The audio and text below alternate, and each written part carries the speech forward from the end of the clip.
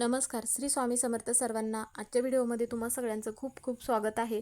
स्वामी तुम्हा सगळ्यांना कायम सुखी ठेवो ही स्वामीचरणी प्रार्थना करते आणि आजच्या व्हिडिओला सुरुवात करते. तर व्हिडिओ असा आहे की आता आज आहे शुक्रवार, तर आज आहे चैत्र अमावस्या. आता अमावस्या म्हटलं की आपण सेवा उपाय हे करतच असतो.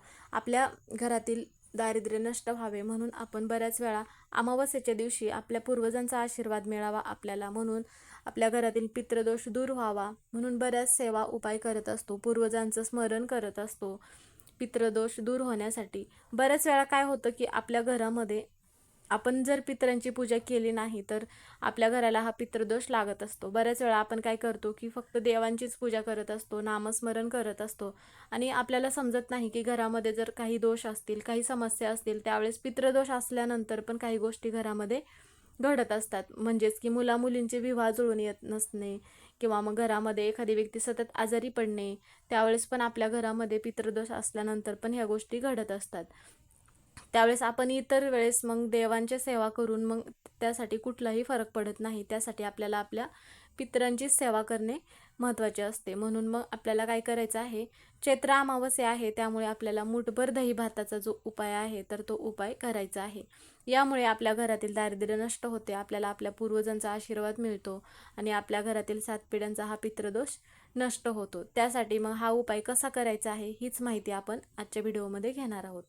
व्हिडिओ शेवटपर्यंत बघा म्हणजे माहिती पूर्णपणे समजेल. व्हिडिओ आवडला तर व्हिडिओला लाईक करा, चॅनलवर नवीन असाल तर सबस्क्राईब करा आणि व्हिडिओला हाईप करायला विसरू नका. आता आपल्या मुलांची प्रगती होण्यासाठी आपल्या घरातील प्रत्येक एकतरी व्यक्ती अशी असते की सतत आपल्या मुलाची म्हणा किंवा आपल्या घराची प्रगती होण्यासाठी प्रयत्न करत असते. घरामध्ये नकारात्मकता ऊर्जा शोषून घेण्याचं जे काम असतं तर ते आंब्यांच्या पानांमध्ये असतं. त्यामुळे अमावस्येच्या दिवशी आंब्यांच्या पानांचं तोरण लावण्याला जास्त महत्त्व दिलं जातं. माता लक्ष्मीचा वास त्या घरामध्ये राहतो ज्या घरामध्ये आंब्यांच्या पानांचं तोरण लावलं जातं. त्यासाठी मग अमावस्या असल्यामुळे आपल्याला काय करायचं आहे, 11 आंब्याची पानं घ्यायची आहेत आणि ते पानं स्वच्छ धुवायची आहेत आणि 11 पांढऱ्या रंगाची फुलं तुम्ही घ्यायची आहेत किंवा मग तुम्ही पिवळ्या रंगाची फुलं घेतलात तरीही चालेल. प्रत्येक पानांवरती कुंकवाने स्वास्तिक काढायचं आहे आणि प्रत्येक पानाच्या मधोमध आपल्याला एक पांढऱ्या रंगाचं किंवा पिवळ्या रंगाचं फूल आपल्याला लावायचं आहे आणि मग तोरण बनवायचं आहे. देवापुढे बसायचं आहे, म्हणजेच की देवघरापुढे बसायचं आहे आणि त्यानंतर थोडा वेळ मग धूपदीप करायचं आहे आणि ते आंब्यांच्या पानांचं तोरण देवघरापुढे ठेवायचं आहे आणि नंतर आपल्याला आपल्या घराचा जो मुख्य दरवाजा आहे तर तिथे आपल्याला हे आंब्यांच्या पानांचं तोरण लावायचं आहे. यामुळे काय होतं की नकारात्मकता शोषून घेते आणि घरामधील नकारात्मकता निघून गेल्यानंतरच आपल्या घरामध्ये माता लक्ष्मी ही स्थिर राहते आणि घरामधील दारिद्र्य नष्ट होते आणि घरात मग पितृदोष असेल पण तर तो पण नष्ट होण्यासाठी मदत होत असते. तर असा उपाय आपल्याला एक अमावस्या असल्यामुळे करायचा आहे. आता तुम्ही असा हा जो उपाय आहे तर प्रत्येक अमावस्येला पण हा उपाय तुम्ही करू शकता. जर तुम्हाला या अमावस्येला शक्य नाही झाले तर पुढील अमावस्येला पण आंब्यांच्या पानांचा हा उपाय करू शकता.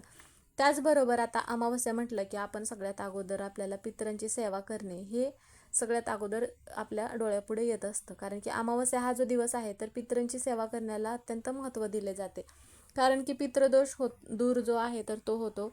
आपण कोणतंही काम हाती घेतलं असेल आणि ते काम जर होत नसेल त्यावेळेस आपल्या घरात पितृदोष असल्यानंतर पण घरात या गोष्टी घडत असतात.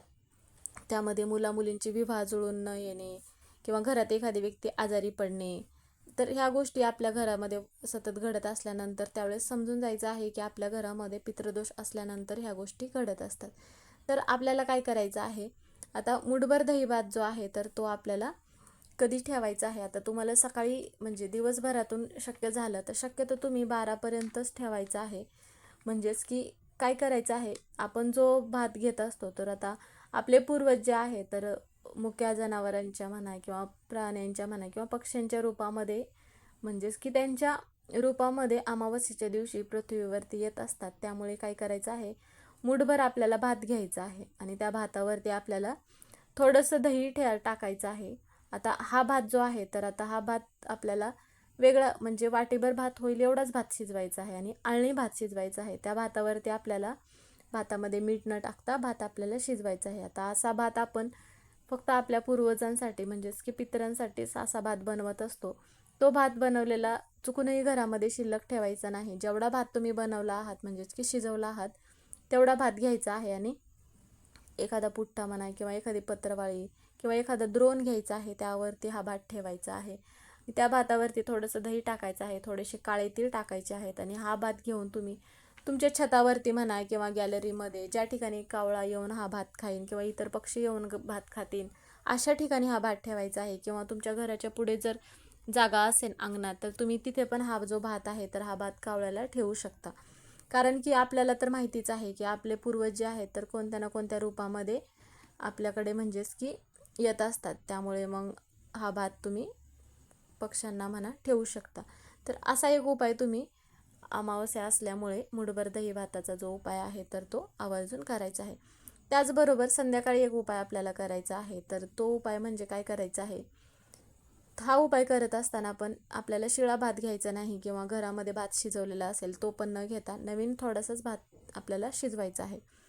तर हा भात शिजवल्यानंतर काय करायचं आहे, एखादी पत्रवाळी म्हणा किंवा एखादा पुठ्ठा काही पण तुम्ही घेऊ शकता. त्यामध्ये जेवढा भात शिजवला आहे तेवढा पूर्ण भात घ्यायचा आहे आणि त्या भातावरती आपल्याला दही टाकायचं आहे, हळदी कुंकू टाकायचं आहे आणि आपल्या पूर्वजांचं स्मरण करायचं आहे. ओम पितृदेवताय नमः किंवा तुम्हाला पूर्वजांचं नाव माहिती असेल तर पूर्वजांचं नाव घेऊन स्मरण करायचं आहे. आणि हा भात ठेवायचा कुठे, तर अंघोळीचे जिथं बाथरूम आहे तर तिथे हा भात आपल्याला, जिथे पाणी जात असते तर तिथे आपल्याला हा भात ठेवायचा आहे. जेव्हा तुम्ही भात ठेवाल त्यानंतर बाथरूम ओलं असू नये या गोष्टीची आपल्याला काळजी घ्यायची आहे आणि मगच तुम्ही हा भात ठेवायचा आहे.